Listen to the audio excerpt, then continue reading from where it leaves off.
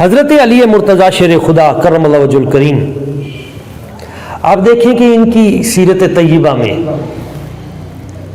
پردہ پوشی کتنی ہے، اور لوگوں کے عیب جو ہیں ان کو چھپانا یہ کتنا ضروری ہے۔ جب حضور نے جبہ فقر عطا فرمایا، معراج سے جب حضور واپس آئے تو ایک جبہ بھی حضور کو ملا، تو حضور نے فرمایا یہ میں جبہ فقر کس کو عطا کروں؟ حضرت صدیق اکبر، حضور اگر مجھے عطا کریں تو میں یہ پہن کر صدق کام کروں گا۔ حضرت عمر فاروق، حضور اگر آپ مجھے عطا کریں تو میں یہ پہن کر عدل و انصاف رائج کروں گا۔ حضرت عثمان غنی ذوالنورین، حضور اگر آپ یہ مجھے عطا کریں تو یہ میں پہن کر شرم و حیا کو نافذ کروں گا۔ حضرت مولا علی شیر خدا، حضور اگر آپ یہ مجھے عطا کریں گے تو میں پہنوں گا نہیں، جہاں لوگوں کے عیب نظر آئیں گے میں اس جبے سے وہ عیب ڈھانپ دوں گا،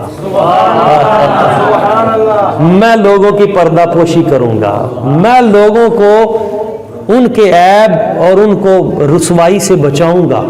میرے سرکار نے وہ جبہ اتارا اور مولا علی شیر خدا کو پہنا دیا، اور حضور نے فرمایا مجھے رب نے جب یہ جبہ عطا کیا تھا، یہ خرقہ فخر تو میرے رب نے فرمایا تھا جو یہ جواب دے یہ جبہ اس کو دینا ہے۔ تو لوگوں کے عیبوں کو ڈھانپنا یہ حضرت مولا علی شیر خدا سے سیکھے کوئی۔ بلکہ ایک جنگ ہو رہی تھی اور اس میں ایک بہت بڑا کافر تھا ابو سعد بن ابی طلحہ، اور اس نے بڑا چیلنج کیا اور گالیاں دی، اور بہت بدتمیز آدمی تھا۔ توہین کرتے ہوئے اس نے سختی کرتے ہوئے اس نے کہا جس کو جنت کی ضرورت ہے وہ آئے، میں اسے ابھی جنت پہنچاتا ہوں۔ تو جب بے ادبی کی تو حضرت مولا علی شیر خدا کو حضور نے فرمایا جاؤ علی اس کا علاج کرو چل کے، یہ اس طرح چیلنج کر رہا ہے۔ تو حضرت علی مرتضیٰ شیر خدا گئے، اس سے جنگ شروع ہوگی، لڑائی شروع ہوگی۔ لڑتے لڑتے اس کے اوپر گھوڑے کے اوپر بیٹھا ہوا تھا، مولا علی پاک نے تلوار ماری، اس کی ٹانگ کٹ گئی، اور جب اس کی ٹانگ کٹی گھوڑے سے گرا تو ساتھ ہی اس کی جو چادر وغیرہ تھی نا تہ بند وہ بھی اتر گیا، اور وہ بالکل برہنہ ہو گیا۔ اور جب اس کیفیت میں ہوا تو آپ نے فوراً اپنا چہرہ پھیر لیا اور فرمایا جا میں نے تجھے چھوڑ دیا۔ تو کچھ لوگوں نے کہا حضرت یہ تو موقع تھا اس کی گردن اتارنے کا، یہ بڑے باتیں کرتا تھا، اب تو فرمایا نہیں، وہ اس وقت برہنہ حالت میں تھا، میں نے قتل کرنا تو دور کی بات، میں ایسی حالت میں دیکھنا بھی پسند نہیں کرتا، لڑائی پھر بعد میں ہو جائے گی دوبارہ کر لیں گے، مگر نہیں، یہ نوجوان نسل کے لیے ہاں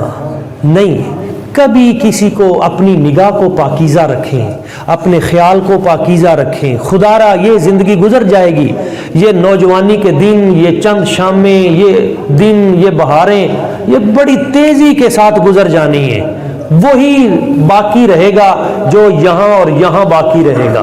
یہ ادھر آپ کے نامہ اعمال میں یہ چیزیں آپ کے ساتھ جانی ہیں۔ تو خدا را یہ موبائل، اس پہ ایسی ویڈیوز، ایسے پروگرام، ایسے واٹس ایپ پہ اور اس طرح کا اس کو شیئر نہ کریں، آپ مر جائیں گے مگر وہ جو غلاظت آپ نے شیئر کی ہے وہ مرنے کے بعد بھی آپ کے نامہ اعمال میں چلتی رہے گی۔ اس لیے اس سے بچیں، ایسی کوئی پکچر، ایسی کوئی فحاشی والی ویڈیو، ایسی، یہ مولا علی شیر خدا کے اخلاق سے ہم سیکھ رہے ہیں کہ نہیں، برہنہ بالکل نہیں، نہ ہونا ہے نہ کسی کو دیکھنا ہے، اپنی نگاہ کو پاکیزہ رکھنا ہے۔ حضرت مولا علی شیر خدا کرم اللہ وجہ الکریم، آپ کی عبادت کا مقام و مرتبہ یہ تھا کہ سیدہ عائشہ صدیقہ رضی اللہ تعالیٰ عنہ ام المومنین، آپ سے کسی نے پوچھا علی کیسے تھے تو فرمایا صائمن قوامن، سارا دن روزہ رکھتے تھے اور رات کو کھڑے ہو کے قیام کرتے تھے۔ ایک بار آپ کو تیر لگ گیا،